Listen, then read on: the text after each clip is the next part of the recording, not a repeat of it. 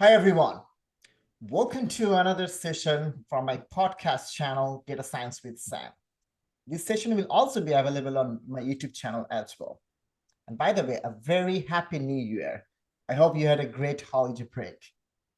Today, I'm going to talk about a very interesting topic that's literally relates to our AI revolutionary tool called ChatGPT. I guess you all heard about this tool in last 1 month, as it's kind of like being a very much like a buzzword on social media. People talking about that how this tool can reform the different industry, how it can revolutionize some of the AI and machine learning fields, and how it can also improve your professional and personal life. However, there is a growing concern about this tool, that how it can influence the plagiarism or even cheating in the education world. Teachers are very much skeptical about that how they can safeguard their students from utilizing this tool for bad purpose. So today I'm going to talk about that, and I joined by a teacher from an education field, Joseph Stewart. Joseph, welcome to the show. I'm glad Thank you. Thank you. to have you over here. Thank you so much, Sam. Thank you for having me. Hope everybody's doing well today. I'm doing a quick introduction. My name is Joseph Strader. Been in education for about a little over 10 years, teaching primary, intermediate. For those who don't know what it is, that's anywhere between second grade all the way up to eighth grade. I've also taught some ninth grade. I'm the owner of Go Cyber Academy. What Go Cyber Academy is, it does a lot of different things, but it teaches kids or students, K through 12 students, concepts. So the foundational tools you need to be successful in computer science. That could be as early as block coding, or something that's just typing skills, or computer literacy. So just all concepts involved around computer science and giving kids those early foundational skills to help them be successful in their future journey or experiences in computer science. So I'm glad to be here. Just recently graduated this past year from University of St. Thomas with my master's in education leadership. Since then, started my company. We're in a couple locations. My primary location is St. Mary of the Purification, here right over here in Third Ward, next to Texas Southern University and University of Houston. So I'm very excited to be here today to talk about ChatGPT and its effects and impact on education. Thank you for having me, Sam. No problem. Thank you, Joe. Thank you for joining, because I think my viewers would love to get your perspective and opinions on how this new TI tool, either it could revolutionize the education system and help teachers like you in your future work, or it might give you some sort of an alarming sign which you need to be prepared for. So having said Correct. that, I'm going to get to the main discussion point. I'm going to start with a very generic question. Like, I'm pretty sure you already had had a little bit of hands-on experience in ChatGPT. So what Mhm. do you think about this ChatGPT tool or this AI tool from education standpoint? How it can influence the current paradigm of education system, or how it can like lever, how teachers can leverage this tool to educate new generation students? Could you please tell me a little bit about that? Sure, for sure. And granted, some of my answers might be either subjective as opposed to objective in my experiences. But Your you opinion. know, Yeah, there is it, no rules here. Yeah. correct, correct. And I'm glad that we can have this open conversation. So, I mean, it's so many things to unpack because there are things that are alarming and there are things that I see ChatGPT, like you said, can revolutionize education. So it just all depends on when and where it is being used.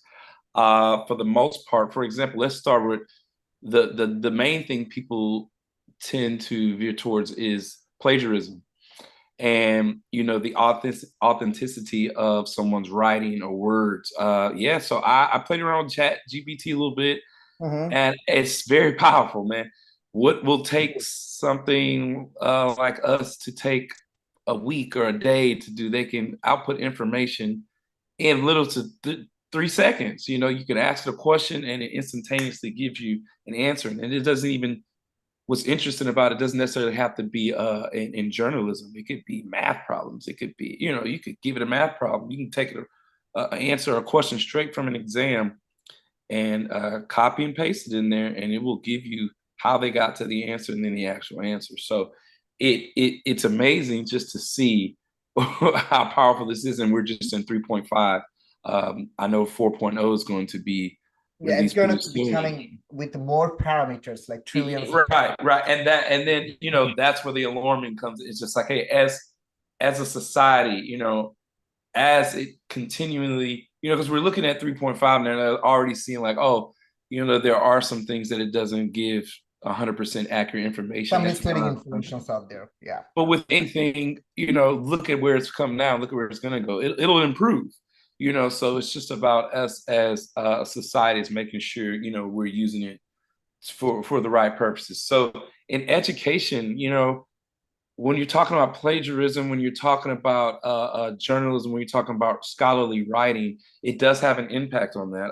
As a teacher, it I don't necessarily, it's difficult to explain because you tell teachers, or excuse me, you tell students to go out and use the computers as much as they can explore, but I feel like sometimes by telling them, hey, be careful, you're limiting them in a sense. You want them to go out and explore things, and for example, you have a guy from Princeton that recently, I think just over the Christmas break, he wrote Chat Zero, which is similar to what are some of the companies that do plagiarize, and you can insert. So literally tell that, validate that whether the Correct. It validates if that authorized or information not. is right. So Yeah. what he's created, is Chat Zero, which is something to tell if ChatGPT information is indeed correct. So you already have people that's trying to, oh, I like this. Let me go ahead on my end and see if we can create something that helps validate what is right from. So as long as you have people with that type of mindset, as long as you have educators who are willing to teach both sides, as well as why it's important to focus on things that are counterproductive. But as far as the plagiarism, it's already difficult to stop that now. I could pay someone if I was a university write a dissertation, maybe not that big of a paper, but I could pay someone now and they can go write Write an essay paper for for you, or me. So it's but at the as quick as it's written, now that's the thing. It's like it's produced so quickly. So, but then at the same time, let's step into the educator. Let me put my educator's hat on. It actually being in the classroom and not speaking from a business owner. In the classroom, one of the things that blogs are kind of, it's like the least exciting thing about teaching. Let me not say as a whole, because some people do enjoy lesson planning, but lesson planning can become very daunting. So each week you have to, prior to the week coming ahead, you have to plan what you're gonna teach the kids, how it connects to the teaks, how it relates to the lesson, how you're gonna implement that lesson, what are you going to, how you're gonna differentiate for the different learners in your classroom, how are you going to make sure that this stays with them and you get your objective completed. Right. So with ChatGPT, for example, I read in an article where a fellow teacher, someone in the education system, was writing or teaching a lesson about tones, your tone in a prompt, in an essay. And for that, in his lesson plan, he needed about 10 different paragraphs speaking on the same topic with 10 different tones to kind of express. Well, that would take maybe an hour or two, maybe 3 hours for a teacher to get that information together. Correct. Instead, he went to ChatGPT and said, hey, I need 10 different articles, or excuse me, 10 different paragraphs with different tones speaking on democracy in China. And in 3 seconds, it gave him that. So it cut his lesson planning time from what may have been 2.5 to 3 hours into maybe an hour, because 30 minutes you read them and then you go back and make sure the information is correct. And then you just put it in your information and you good. So now that gives you more time to actually, what I think is the most important thing in teacher is actually your interaction with the students and actually being able to teach. It gives you and frees up more time to be able to interact with those kids and give them those social skills, actually talk to them and learn what they reflect on the lesson that you taught them, as opposed to, I'm figuring all this out, I'm going in, I got to read all this. And you have something that can come and make something and cut your time in almost more than half. So, it varies, it's what are you going to be using it for? to speak large on education, when I entered education about the field about 12 years ago, my undergrad was in communications. I wasn't by trade. I didn't go to school to become a teacher. You know, I kind of got out of it. I had always worked in summer camps. So when I got out of college, I wanted like just a small time job to kind of get me going. Turned out turned into being a teacher, 10 years later. But I predicted, based on my experiences, said this is going a whole nother route. So much stuff you talk about. My experiences as a teacher led me to believe that, hey, depending on where you go to teach, you're gonna have a different experiences. Some schools are higher rated, some are lacking in resources. It just varies on what you feel like you're called to be or you're called to do as a teacher.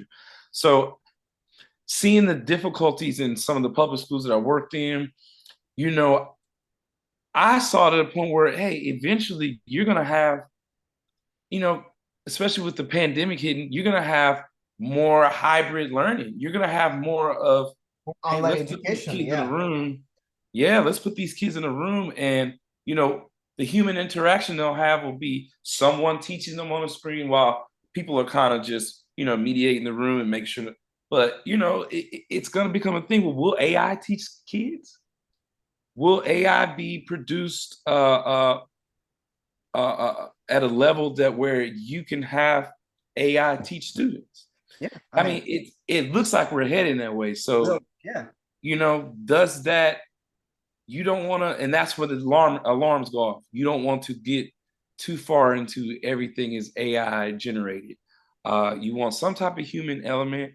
You want, eventually you'll have where it helps with assisting people, maybe even a writer, a script writer. I can get half this done by, do you start to lean on that more and you start to lose creativity? Where does journalism go? How do we teach our students to be as creative and use their brains when they can just go on something at home and it'll come up with it, and it's deriving from human language or our English language. So, wow, I mean, that's my first point I'll I make. I think don't I know think if I you think have it's more really response. valid point that where we can go with this thing, because I don't Yeah. understand the AI is pretty good. It's gonna give you a template to write an essay or an article, or even like for a journalist, they can literally just piggyback on the template and write a better one. But you still need a human element. You still need human judgment to, I guess, either like assess the article or see how much like human elements, how much like Mhm. creativity they can Mhm. add to that article, because you can't just because AI is just giving a template based on the information passed to it. So that's Yeah. when those are the information or something already written by a human that AI is processing through their capacity and giving a template. So it still lack that creativity. So it won't be able to give you something which is natural, never happened before. Okay. Right. For example, like, and I'm a big Harry Potter nerd, and like, Mhm. if you ask Harry Potter, AI to write a novel based on science fiction, very fictional stuff, I highly doubt that it would come up with something that will be very intriguing to us. Okay, it'll come up with Right. something, pretty sure it will give you a novel or something, but it won't like touch your heart, like it won't be like Yeah. so. So that's where we still need a human. So it will be more of like a combination of a human driven AI. I mean, AI could be your assistant. They can help you in writing Right. something, help you in like doing editorial stuff for your article, grammar correction or Mhm. maybe sentence correction or something like that. But it can't replace a human from an intellectual Right. standpoint. I still believe that it doesn't have that human consciousness.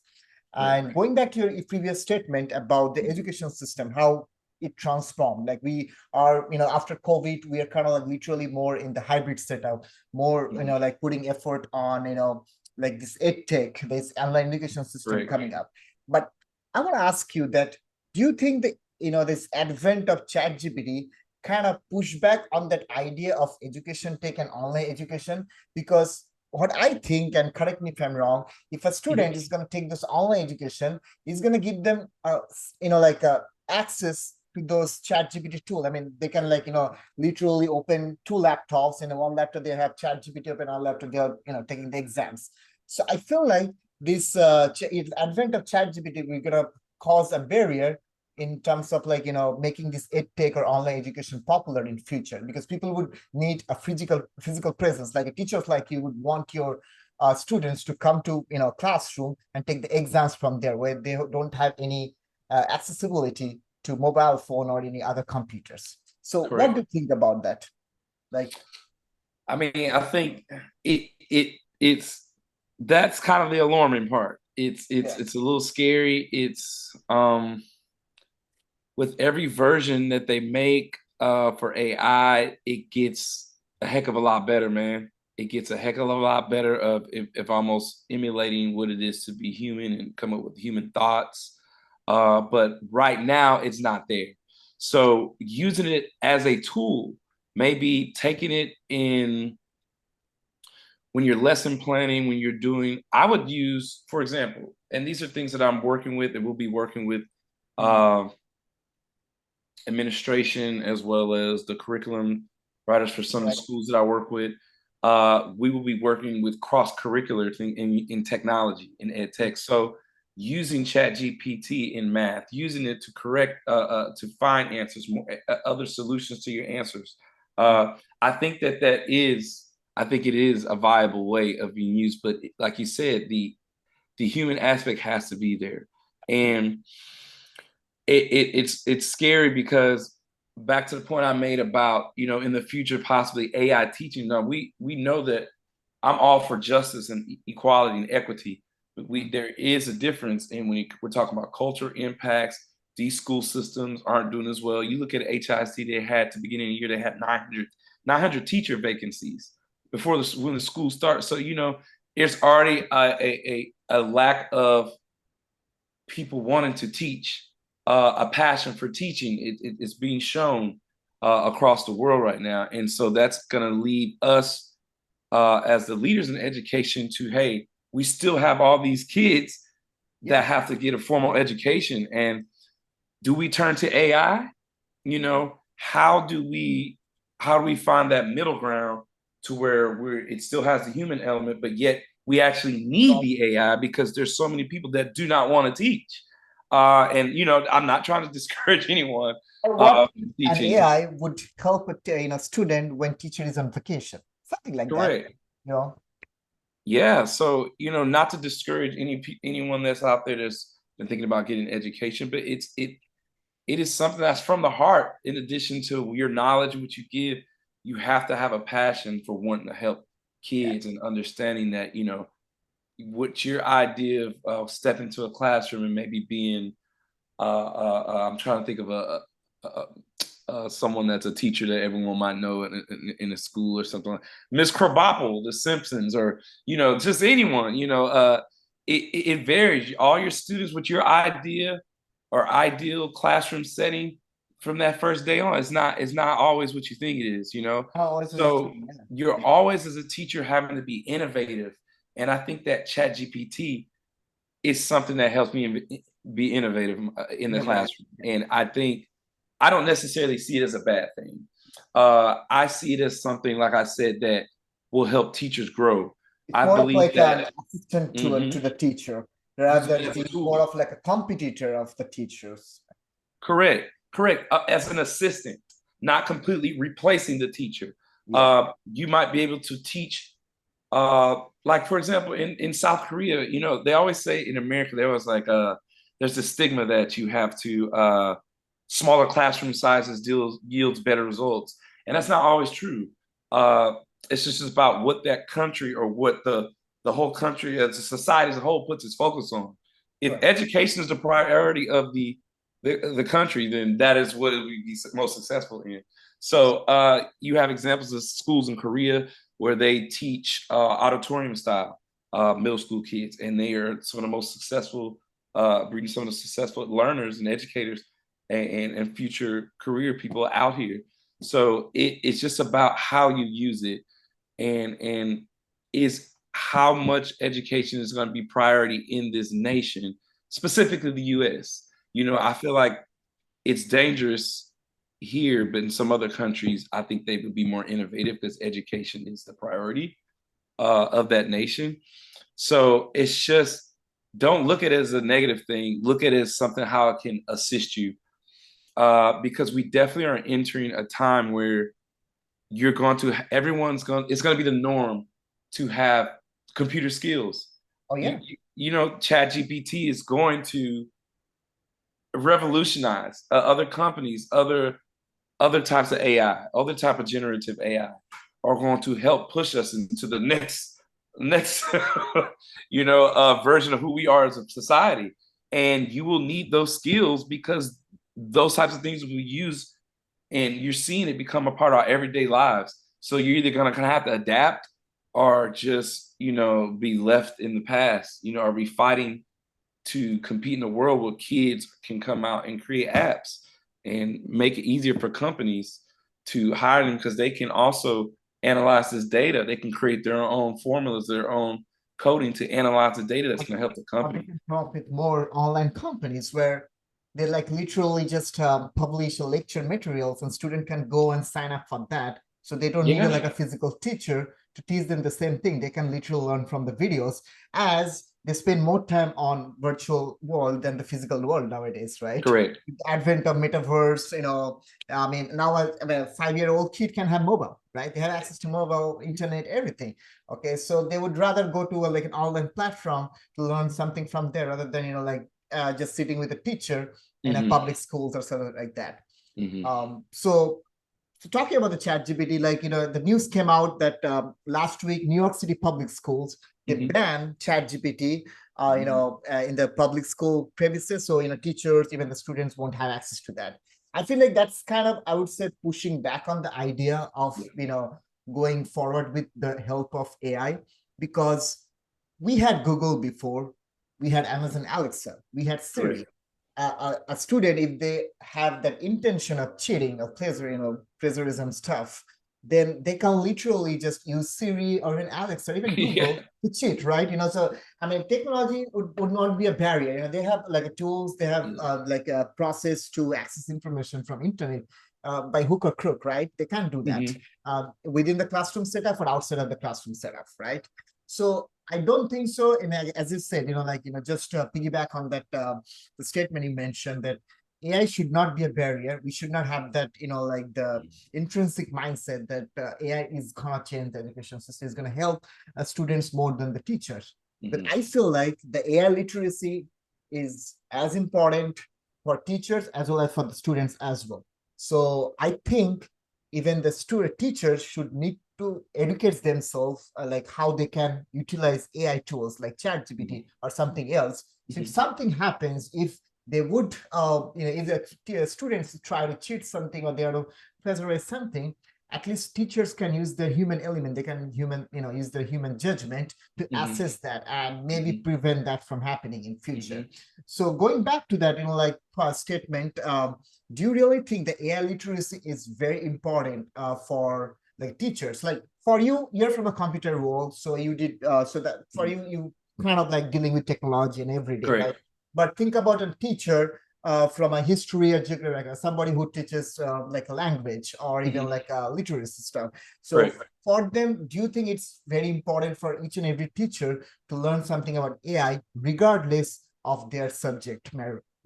Yes, I do. I believe that, a lot of what the New York public school system embedded, it's just kind of out of, I can't say ignorance, but yes, ignorance. And because it's just, when you start seeing something can produce that quickly, but it is ignorance because you just see it and it's like, oh, okay. Well, but like you said, Google can already do that. Siri. They're gonna take over their jobs. Right. You're right. This isn't like we aren't at the stages of like Terminator or iRobot, where just all of a sudden this is gonna take, but it's just an ignorance kind of at that top. And that speaks to the, honestly, in my opinion, the kind of old way of thinking with a lot of traditional education systems and not wanting to adapt. And that leads to a bigger picture. While a lot of people or teachers at post-pandemic have decided, or educators have tried to change careers, because it's just kind of that old school mindset. Hey, we're showing you things that have been proven that can help us with teaching kids from their learning styles. It helps us cut, like I said, in time in half that lesson planning, or that all that being in front of your computer, teachers need to be able to be with their families and have experiences and go to their children's game and not be on the weekends, plugging away at lesson plans. That something like ChatGPT can help get it done and within like, a few hours time. So it's just about, I was watching prior to us having this conversation, like just a couple like forums or like some podcasts as well on ChatGPT, and it's just you have these computer science majors, these philosophers, these scholars, and they're speaking on, and it's just you guys have to understand, you have to make it. Everyone doesn't think like that. Their mind isn't thinking like that, or they don't understand computer science language. So you have to do your due diligence to make it, almost like a Spark Notes, right? Or something like Cliff Notes. Or you have to make it to where everyone can understand what you're trying to do. And although your intelligence capacity or your thinking level is a little higher and you're already seeing what it can do, a lot of people don't think on that scale, They hear AI and like I said, they think Terminator. They think, Like it's something more like of that. I mean, yeah, you're literally just hitting on the point. It's more like a trade-off between Yeah. some of your conventional approach of providing education and adapting to like some ideas which can be driven by technology. So you got to actually come up with that trade-off approach. I mean, being a teacher, you have to be adaptive as well as you have to like push back on some of those conventional approach, as you Correct. mentioned. So I feel like this ban thing, the ban, like I mean, I just feel like they like literally reacted very aggressively, and I feel like they just jumped the gun on that rather properly assessing the situation, because OpenAI only launched a beta version. Okay, this is more of like a testing platform they launched. It's not even like a real tool. So I feel like it is more of like an over aggressive statement. Probably school had to make by banning that, and I feel like we are not there yet. Correct. They should have actually come up with a better approach to address that situation. To piggyback off that, like, and that's something like my company as well as other companies similar to mine does, is we're trying to bridge that gap between the old and the new, and trying to let we have programs in addition to just say, hey, okay, I'm teaching your kid how to code. We're also going to have a parent night to show you what they did as well as what's important about this, where you can come and see what your child did, as well as how this is going to be beneficial for them going forward. And once you start to open those conversations and have those collaborations and those chances to show how powerful this stuff is, or this programming is, then they start to convince them more. But there's just not enough, I guess, showcasing and not enough schools adopting computer science programs in general. So, they're a little slow. Some HISD has just adopted a coding program, and it's not offered to all schools, if I'm not mistaken, but I think they're trying to make it to where it is. But like here we are in 2021, they just not kind of adopted these things. So while the education or the technology world is just light speed, the education is kind of it's the tortoise and the hare kind of thing. It's just like, hey man, you got to catch up. So, and you don't have to be a hare. It's just by, hey, be open. Be open to understanding that the world around you is evolving at a very rapid pace, and you're still moving at or following outdated practices that clearly need to be updated, that would help us all and contribute to society. A lot of times it gets bad stigma going to a 4-year college, right? Okay, I'm someone, even though I went to a 4-year college and just got I'm someone that believes everyone else needs to go to a 4-year college, right? So you can teach kids early on how to get cybersecurity skills, how to get data analysis skills, where they can work with these companies and decide, hey, I have a future in this. Okay. Or you want to get kids more so in the inventive mindset. You want kids to be we don't want to just produce kids that are just, drones out here, worker bees. We just want like work like a machine, just a robot. Correct. We also want them to have that critical thinking. Stuff, And that's where the human element still has to be applied. You still need that critical thinking because you see that AI isn't can't all the way critical think, you know. So or has any critical thinking skills. You know, I don't know all about AI. Yeah, I mean, how much time we put, like in last 1 month, how much time we spent on ChatGPT that actually made us think about how we can be adaptive. And this AI literacy stuff, I mean, that thing started accelerating as soon as we saw a tool out there which can replace a human job. So it's all about, I feel like, embracing the technology because it can help you, but you always need that push. I feel like a ChatGPT kind of gives us that much needed push to reform our education system, or maybe 100%. kind of like just get over with those conventional ideas, those that backdated mindset, and think about how we can be on board with the technology, or at least we teach our kids about the basic programming skills, so in future they can apply their judgment to learn, just decide on which one is good, which is bad, because AI is still a new thing. We don't know how it will turn out to be. Can be a good element, can be a bad element, but you should need to have that judgment to decide individually, right? And that for that, it's very 100%. important to learn about technology and programming language.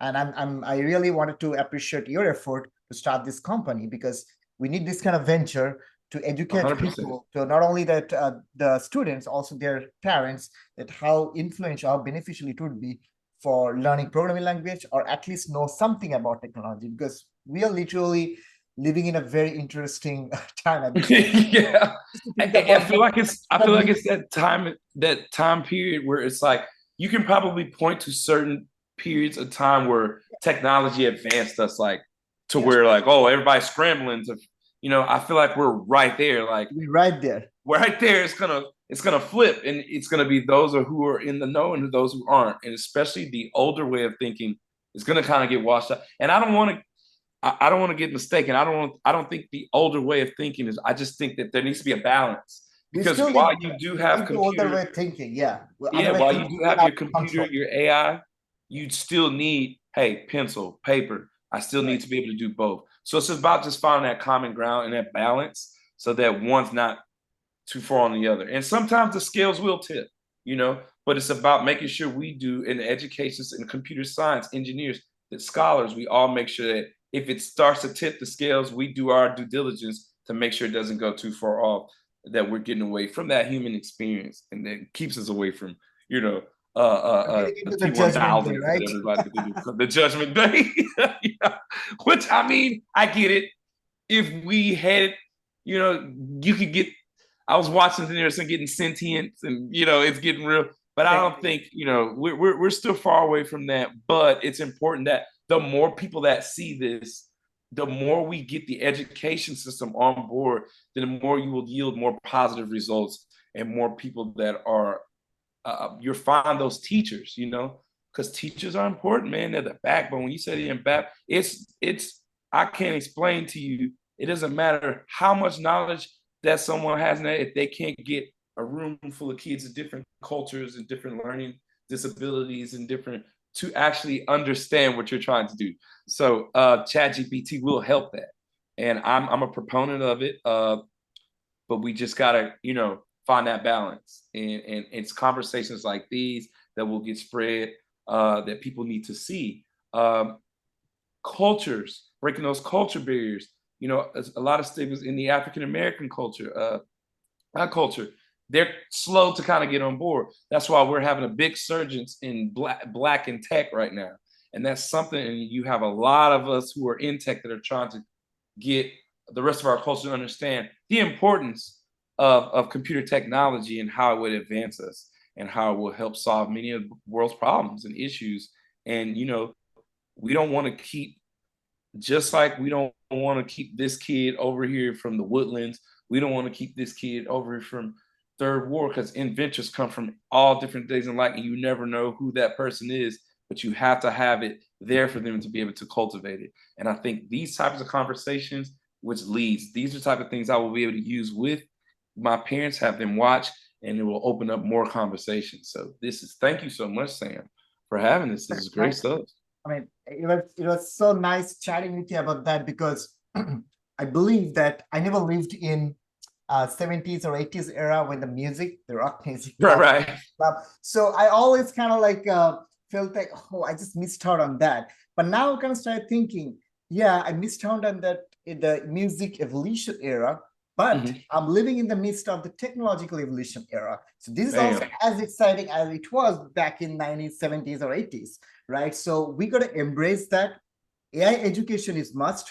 We're not saying that AI is good for everything. We're not saying that AI is gonna take over someone's job, because that will be bad. We still need human element. We still need human judgment to drive AI for better, result, not for like some sort of like a negative impact that can impact society, the children, our next generation.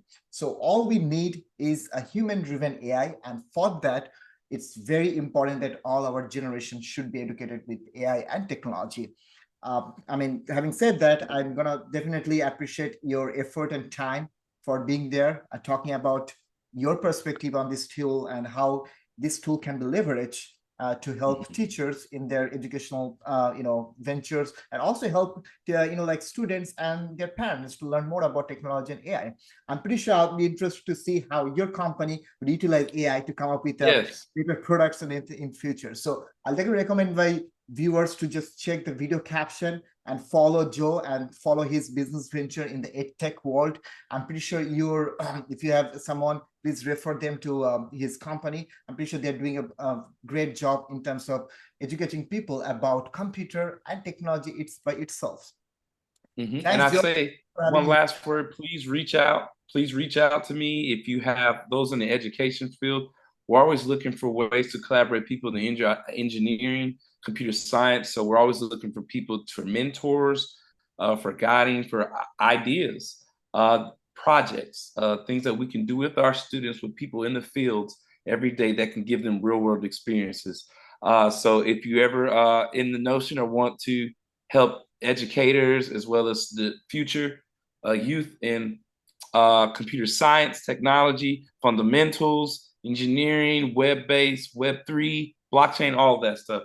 Go Cyber Academy, GOCYBER, ACADEMY. Thank you so much, Sam. And you guys have a great rest of your day. Thank you, Joe. Thanks for being here, and you have a great rest of the day too. And as Dr. Martin Luther King's birthday, as he said, I have a dream.